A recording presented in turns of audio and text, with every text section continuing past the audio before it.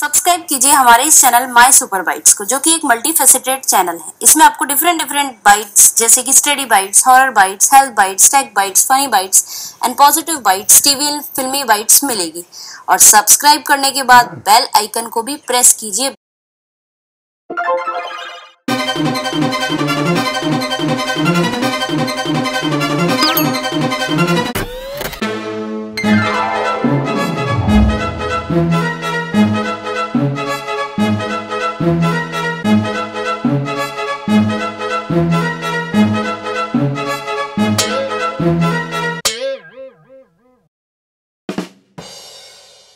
Hello friends, स्वागत है आपका हमारे इस चैनल माय सुपर बाइट्स के स्टडी बाइट्स में।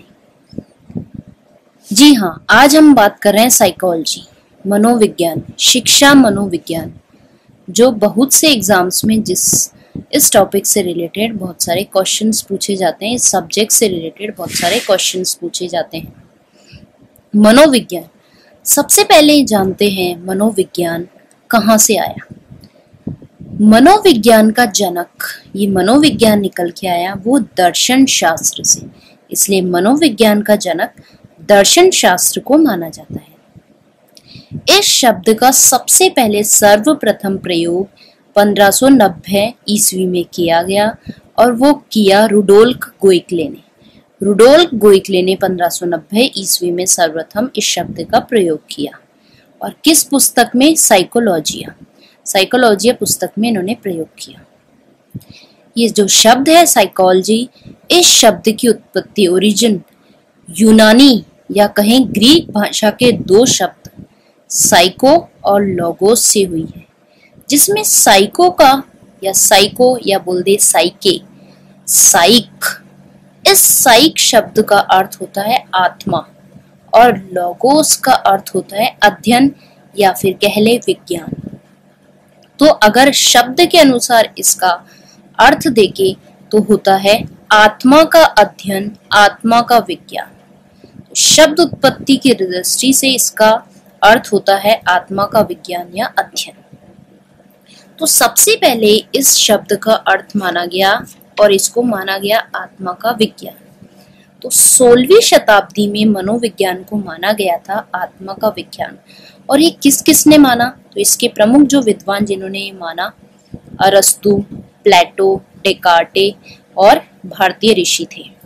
लेकिन कुछ समय बाद बदलाव हुए और 17वीं शताब्दी में मनोविज्ञान को माना गया मन या फिर मस्तिष्क का विज्ञान, मन या मस्तिष्क का विज्ञान माना गया। इस मस्तिष्क या मन को विज्ञान मानने वाले विद्वान थे वो थे इटली के पंपो नोजी। तो कई बार एग्जाम्स में प्रश्न पूछे जाते हैं कि मन या मस्तिष्क का विज्ञान मानने वाले विद्वान कौन थे? इटली के पंपो नोजी। इसके बाद और कुछ समय पश्चात 19वीं शताब्दी में मनोविज्ञान को माना गया चेतना का विज्ञान, चेतना। और जिन्होंने इन्हें माना उसके प्रमुख विद्वान थे William Wundt, William James, Titchener, Sully, ये प्रमुख। तो कई बार पूछा जाता है चेतना का विज्ञान मानने वाले कौन कौन से विज्ञान थे? मनोविज्ञान को चेतना का विज्ञान मानने वाले प्रमुख विद्वान टिचनर, विलियम सल्ली, विलियम जेम्स और विलियम वुंट थे।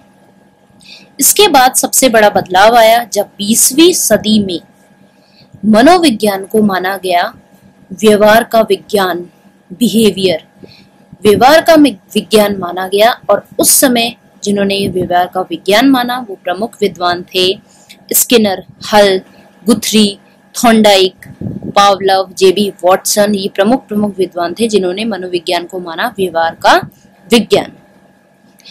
खोज होती गई और उसके बाद में जो विश्व की जो सबसे पहली मनोवैज्ञानिक प्रयोगशाला थी वो किसने बनाई थी? सबसे पहले विलियम वुंट ने। कब? 1879 में। कई बार एग्जाम में प्रश्न पूछा जाता है। 1879 में बनाई। वो कहां पर? जर्मनी के लिप्जिंग नगर में। जर्मनी के लिप्जिंग नगर में उन्होंने सबसे पहली मनोवैज्ञानिक प्रयोगशाला का निर्माण किया 1879 में। किसने? विलियम वुंट ने। इसके बाद में जो द्वितीय मनोवैज्ञानिक प्रयोगशाला थी उसको बनवाया विलियम जेम्स ने। ये पहली 1879 में, दूसरी 1890 में, जो कहाँ पे बनी, इंग्लैंड के कैम्ब्रिज विश्वविद्यालय में उसकी स्थापना की गई, जो कि विलियम जेम्स ने बनवाई थी।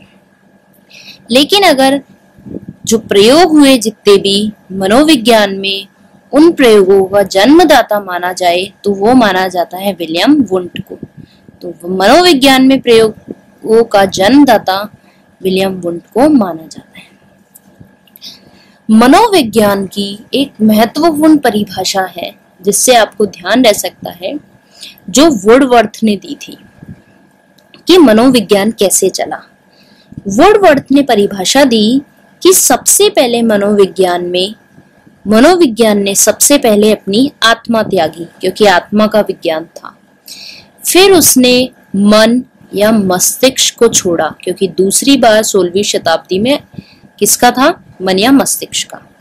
उसके बाद उसने चेतना त्यागी, क्योंकि 19वीं शताब्दी में चेतना का विज्ञान माना। और आज वह व्यवहार का विज्ञान बना हुआ है, क्योंकि आज की में मनोविज्ञान को माना गया है व्यवहार का विज्ञान। तो ध्यान रखना है, बहुत फेमस परिभाषा है, इंपॉर्टेंट एग्जाम में पूछी जाती है। मनोविज्ञान ने सबसे पहले अपनी आत्मा त्यागी, फिर मन या मस्तिष्क को छोड़ा, उसके बाद उसने चेतना त्यागी, और आज वह व्यवहार का विज्ञान बना हुआ है। इस तरीके से अब मनोविज्ञान के जो विभिन्न जितनी भी उनकी, जिन्होंने अपने अपने अलग अलग व्यू दिए हैं, उनकी शाखाएं हैं, उनकी धाराएं हैं, संप्रदाय है, जो भी अलग अलग है, तो उसमें सबसे पहले जो आता है वो आता है विलियम वुंट का, जिसका नाम है संरचनावादी संप्रदाय। संरचनावादी संप्रदाय जो कब दिया, 1879 में, और कौन थे इसके प्रवर्तक जिसने दिया, वो थे विलियम वुंट। इस संरचनावादी संप्रदाय जो इनका धारा थी, उसमें इनके साथ देने वाले थे टिचनर, इनके जो समर्थक थे वो थे टिचनर। और संरचनावादी संप्रदाय के प्रवर्तक विलियम वुंट, जिन्होंने अध्ययन विधि बताई, अंतर्दर्शन विधि। कई बार एग्जाम में पूछा जाता है अंतर्दर्शन विधि देने वाले कौन से विद्वान हैं, तो वो है विलियम वुंट। इसी के साथ इसका और नाम था आत्मालोपन विधि, स्वलोपन विधि, या फिर कहें आत्मनिरीक्षण विधि। इस संरचनावादी संप्रदाय में होता है चेतना के विभिन्न अंकों की संरचना का अध्ययन। नाम से ही संरचनावादी संप्रदाय, चेतना के विभिन्न अंगों की संरचना का अध्ययन किया जाता है। संरचनावादी संप्रदाय के विरोध में दूसरी जो आई, वो आई प्रकार्यवादी संप्रदाय। प्रकार्यवादी संप्रदाय जो आई 1895 ईस्वी में, जिसे दिया विलियम जेम्स ने, और विलियम जेम्स को सपोर्ट करने वाले अन्य थे जॉन डीवी, एंजल, कार और थॉर्नडाइक इत्यादि विद्वान ने उनको सपोर्ट किया। इन्होंने अपनी पुस्तक, विलियम जेम्स ने ये संप्रदाय का जो वर्णन किया वो अपनी पुस्तक में किया, प्रिंसिपल ऑफ साइकोलॉजी। और इनकी जो प्रकार्यवादी संप्रदाय, जो इनकी धारा थी, वो किस पर आधारित थी, लेमार्क और डार्विन के विचारों से प्रभावित थे, उन पर आधारित थी। इन्होंने महत्वपूर्ण बात बताई मनोविज्ञान में कि आखिर चेतना कैसे कार्य करती है, चेतना किस प्रकार कार्य करती है एक मनुष्य के जीवन में, उसके अस्तित्व को बनाए रखने के लिए। तो ये बिल्कुल अपोजिट थी संरचनावादी संप्रदाय की। इसके बाद महत्वपूर्ण विद्वान आए मनोविश्लेषणवाद, जिसके कौन थे प्रतिपादक, प्रवर्तक, लाने वाले थे, वो थे सिगमंड फ्रायड 1900 ईस्वी में। प्रोफेशन के हिसाब से ये थे वियना के चिकित्सक। इन्होंने 3 मुख्य अवस्थाएं बताई। फ्रायड ने मन की मुख्य 3 अवस्थाएं बताई, बहुत एग्जाम में पूछा जाता है। चेतन अवस्था, अव या अर्धचेतन अवस्था और अचेतन अवस्था। चेतन, अर्धचेतन, अचेतन। प्राणी के मेन मुख्य मनुष्य के मन की 3 अवस्थाएं होती हैं। चेतन अवस्था, जिसका केवल भाग होता है 1/10 भाग, चेतन, कॉन्शियस। और जो अर्धचेतन और अचेतन अवस्था होती है वो होती है, निभाती है 9/10 भाग। तो सबसे ज्यादा निभाता है अर्धचेतन और अचेतन, जबकि कॉन्शियस वाला भाग केवल 1/10 भाग निभाता है। जो फ्रायड का जितना भी पूरी स्टडी थी वो पूरा अध्ययन काम प्रवृत्ति पर आधारित था, जिसे उन्होंने नाम दिया, जिसे टर्म का नाम दिया है लिबिडो। लिबिडो कहा जाता है। चेतन अचेतन क्या होता है? चेतन अवस्था क्या होती है? चेतन अवस्था जागृत अवस्था, कॉन्शियस 1/10 भाग ही होती है। इसमें ज्यादातर मनुष्य या कह दे प्राणी शारीरिक और मानसिक रूप से सचेत रहता हुआ क्रियाएं करता है,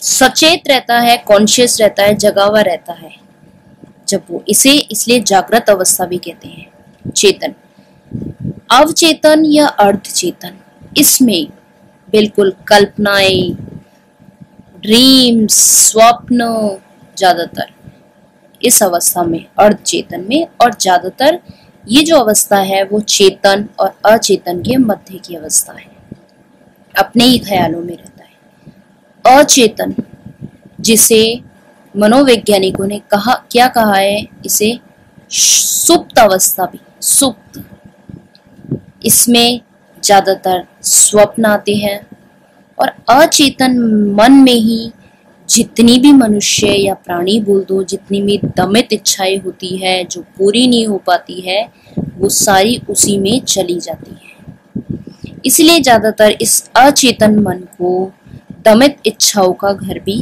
कहा जाता है।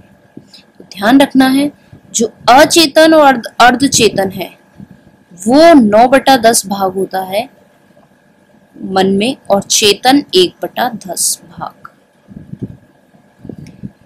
नेक्स्ट वीडियो में हम इसी सिगमंड फ्रायड के जितनी भी जो भावनाएं हैं जो इन्होंने दिए हैं, इड, ईगो, सुपर ईगो, उनके बारे में डिटेल में अध्ययन करेंगे। तब तक बने रहिए हमारे इस चैनल माय सुपर बाइट्स के स्टडी बाइट्स में, और आशा करते हैं आपको ये वीडियो पसंद आया होगा। अपने फ्रेंड्स के साथ में शेयर करना ना भूलें। Thank you so much.